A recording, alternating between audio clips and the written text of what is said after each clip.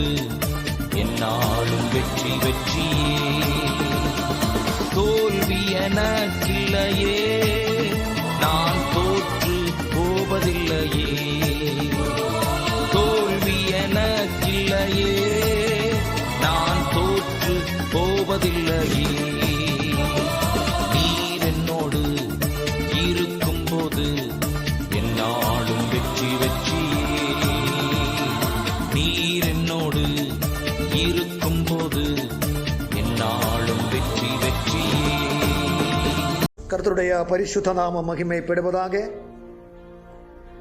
இந்த காலை வேளையில் கர்த்தருடைய வசனம் கேட்கிறார் எல்லா தேவ பிள்ளைகளுக்கும் இயேசு கிறிஸ்துவின் இணையற்ற நாமத்தில் அன்பின் வாழ்த்துக்கள். இன்று காலை வேளையில் நம்முடைய சிந்தனைக்காக அப்போஸ்தலருடைய நடபடிகள் 16வது அதிகாரம் அதனுடைய 8-9 வசனத்தை வாசிப்போம். அப்பொழுது அவர்கள் மீசிய பக்கமாய் போய் த்ரோவாவுக்கு வந்தார்கள். அங்கே ராத்திரியிலே பவுலுக்கு ஒரு தரிசனம் உண்டாயிற்று. அது என்னவெனில், மக்கதோனியா தேசத்தான் ஒருவன் வந்து நின்று நீர் மக்கதோனியாவுக்கு வந்து எங்களுக்கு உதவி செய்ய வேண்டும் என்று வேண்டிக் கொண்டதாக இருந்தது. மிகவும் ஆசீர்வதிக்கப்பட்டதும் ஆறுதல் நிறைந்ததுமான ஒரு வேத வசனத்தை தேவன் இந்த பகல் வேளையில் நமக்கு கொடுத்ததுக்காக கர்த்தருக்கு ஸ்தோத்திரம். அப்போஸ்தலனாகிய பவுல் தன்னுடைய ஊழிய பயணத்தில் த்ரோவாவில் வந்த பொழுது தான் பார்த்த ஒரு தரிசனம் தான் இன்றைய நமது சிந்தனைக்கான தெய்வ செய்தி. பவுல் த்ரோவாவு என்ற இடத்திலே சென்றடைந்த பின்பு அங்கே தேவன் தனக்கு வெளிப்படுத்தின வெளிப்பாடு என்னவென்றால், மக்கதோனியக்காரனாய ஒரு மனிதன் தன்னிடத்தில் சம்பாஷணை செய்கிறதாக பவுல் காண்கிறார். தன்னிடத்தில் பேசின அந்த மனுஷன் மக்கதோனியாவில் சேர்ந்தவன் என்று தன் அடையாளம் கண்டுகொண்டது எது நிமித்தம் என்றால், அந்த மனிதன் அணிந்திருந்த உடை வைத்துதான். மக்கதோனியாவில் அப்படிப்பட்ட உடை அணிவது சாதாரணமாக காணப்படுகிறது. அது மட்டுமல்ல, அந்த மனிதனுடைய நிறத்தை வைத்தும் அதே போல இவர்களுடைய கண்கள் கழுகினுடைய கண்களை போல இருக்கும். இந்த 3 அடையாளங்களை வைத்துதான் அந்த மனிதன் மக்கதோனியாவில் சேர்ந்தவன் என்று பவுல் புரிந்து கொண்டான். இன்றைக்கும் இந்தியாவில் பல மாநிலங்களை நாம் பார்க்கும்போது ஒவ்வொரு குறிப்பிட்ட மாநிலங்களிலே மனிதர்களை பார்த்தாலே நாம் கண்டுபிடித்து விடுவோம். அதாவது அந்த மண்ணினோட தன்மை, அங்கே இருக்கின்றதான கால சூழ்நிலைகளை வைத்து மனிதர்களோட நிறம், அவர்களுடைய முகத்தினுடைய தன்மை எல்லாம் நமக்கு காட்டிவிடும் இவர்கள் இந்த குறிப்பிட்ட மாநிலத்தில் சேர்ந்தவர்கள் என்று. இங்கே நான் வாசித்த 9வது வசனத்தை பார்க்கும்போது, எங்களுக்கு வந்து உதவி செய்ய வேண்டும் என்றதான அந்த ஒரு வெளிப்பாடுக்கு பவுல் கர்த்தரிடத்தில் ஜெபம் செய்ய ஆரம்பித்தார். அப்படியாக மக்கதோனியாவின் தலைநகரமான பிலிப்பியா பட்டணத்திற்கு பவுல் தேவனுடைய வார்த்தை கொண்டு செல்வதற்கு தேவனாகிய கர்த்தர் ஒரு வழி ஆயத்தப்படுத்துகிறார். இந்த 16வது அதிகாரத்தில் ஆரம்பத்தில் இருந்து வாசிக்கும் பொழுது நமக்கு தெரிய வரும், அப்போஸ்தலனாகிய பவுலும் தன்னோடு கூட இருந்த அநேகம் ஊழியர்களும் தெருக்களிலும் வீடு சந்துகளிலும் தேவனுடைய வார்த்தையை பிரசங்கித்துக் கொண்டிருந்தார்கள். இப்படி அவர்கள் சுவிசேஷங்களை சொல்லி ஒரு ஆற்றங்கரையில வந்து அடைந்ததாகவும், அங்க தேவனோட வார்த்தையை பிரசங்கிக்க தொடங்கினால் என்றும் 13ஆம் வசனத்தை வாசிக்கும் பொழுது நமக்கு தெரிய வரும். தேவனுடைய வார்த்தையை பிரசங்கித்துக் கொண்டிருக்கும் அந்த வேளையிலே லீதியாள் என்கின்ற ஒரு பெண்ணினுடைய இருதயம் தேவனுடைய வார்த்தைக்கு முன்பதாக திறக்கப்பட்டதாக நாம் இங்கே பார்க்க முடியும். இந்த லீதியாளை குறித்து நாம் பார்க்கும்போது இரத்தாம்பரத்தை விற்கிற ஒரு பெண் என்று நாம் அறியக்கூடும். அது மட்டுமல்ல, இவள் தங்கி இருக்கிற அந்த பட்டணத்தினுடைய ஒரு சிறப்பு அம்சம் என்னவென்றால், ரோமிலிருந்து குடியேறி பார்க்கின்ற அநேக ஜனங்கள் அங்கே இருப்பதாக நமக்கு பார்க்க முடியும். ஆனால் 6வது வசனத்தை வாசிக்கும் பொழுது கர்த்தருடைய பரிசுத்த ஆவியானவராலே ஆசியாவிலே தேவனோட வார்த்தையை பிரசங்கிக்க வேண்டாம் என்று ஆவியானவரால் விலக்கப்பட்டதாக பார்க்க முடியும்.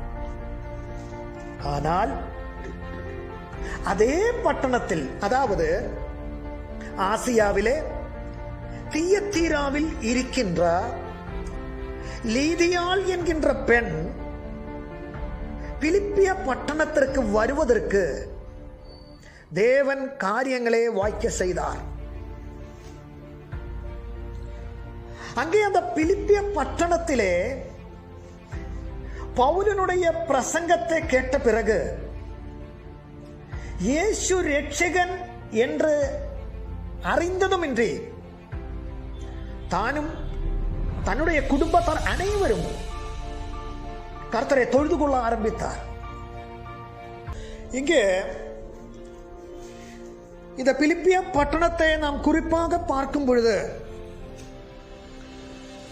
3 பிரிவினை சார்ந்த மனிதர்கள் வாழ்ந்ததாக பார்க்கிறோம். அதில் முதலாவது செல்வந்தவர்கள், இரண்டாவதாக நடுநிலை சேர்ந்த மனிதர்கள், மூன்றாவதாக அடிமையாயிருக்கும் ஜனங்கள். இதுல செல்வந்தவர்களுக்கு அந்த தேசத்திலே குடியுரிமை உண்டு. இரண்டாவதாக நடுநிலையில் சேர்ந்த அந்த மனிதர்கள் அங்கே அந்த தேசத்திலே வியாபாரத்துக்காக வந்தடைந்தவர்கள், அவர்களுக்கும் குடியுரிமை உண்டு. ஆனால் அந்த குடியுரிமை பெறுவதற்கு பணங்களை செலவழிக்க வேண்டும். மூன்றாவது பிரிவினை நாம் பார்க்கும்போது அடிமைகள். இந்த அடிமைகளுக்கு ஒரு தலைவர் இருப்பதாகவும் அந்த தலைவன் இடத்தில் தான் இவர்களோட தேவைகள் எதுவானாலும் சொல்ல வேண்டும். ஆனால் அந்த தலைவனுக்கு அந்த தேசத்திலே குடியுரிமை உண்டு. இப்படி அந்த பிலிப்பிய பட்டணத்திலே 3 தரத்தை சார்ந்த மனிதர்கள் இருப்பதாக நாம் பார்க்கிறோம். ஆனால் ஒரு சபை ஆரம்பிக்கப்படும் பொழுது, இன்றைக்கும் நம்முடைய தேசத்திலே சொல்கிறபடி, அது எங்களோட சபை, இது உங்களோட சபை, இது பணக்காரனோட சபை, அது பாவப்பட்டவனோட சபை, இப்படி பலவிதமான சபைகள் நம்மளை சுற்றி இருக்கிறது. ஆனால் வேதாகமத்தில் இப்படிப்பட்ட ஒரு சபையும் குறிப்பிடப்படவில்லை. ஆனால் ஒரு சபைக்குள்ளே பல சமுதாயத்தில் இருந்து வந்த ஒரு ஜாதி, இதே நாம் சபை என்று சொல்கிறோம். அதெல்லாமே ஒரு குறிப்பிட்ட சமுதாயத்தில் சேர்ந்த ஜனங்களுக்காக அல்ல, எல்லோரும் கூடி சேருகின்ற ஒன்றுதான் சபை என்பது. இங்கு நாம் கவனிக்க வேண்டிய ஒரு விஷயம், பிலிப்பியா பட்டணத்திலே கர்த்தருடைய வார்த்தையே பிரசங்கிக்கப்பட்ட பொழுது நடுநிலை வர்க்கத்தில் சார்ந்த லீதியாலும் தன்னுடைய குடும்பத்தாரும் சபைக்குள் சேர்க்கப்பட்டதாக நாம் பார்க்கிறோம். அதற்கு பின்பாக இரண்டாவது முறையாக பவுலும் மற்ற ஊழியர்களும் அந்த பட்டணத்திற்கு செல்லும் பொழுது குறி சொல்லுகிற ஒரு ஸ்திரீ தங்களை வரவேற்றதாக அங்கே பார்க்க முடியும். ஒரு அடிமை வர்க்கத்தில் சேர்ந்த அந்த குறி சொல்லுகிற அந்த ஸ்திரீயர்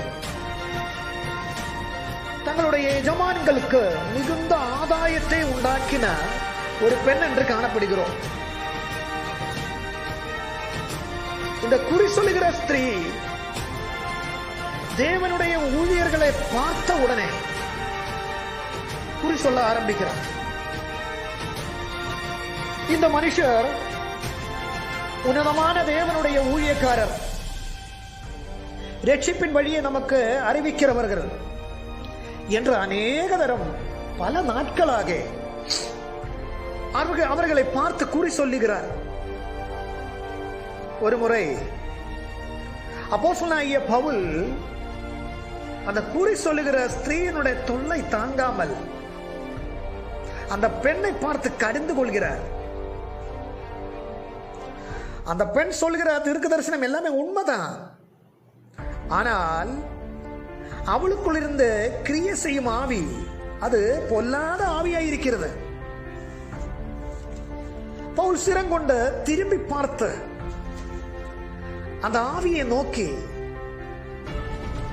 நீ இவளை விட்டு புறப்பட்டு போகும்படி இயேசு கிறிஸ்துவின் நாமத்தினாலே கட்டளை இடுகிறேன் என்று சொன்ன உடனே அந்த ஆவி அவளை விட்டு விலகி போயிற்று என்று நாம் பார்க்கிறோம்.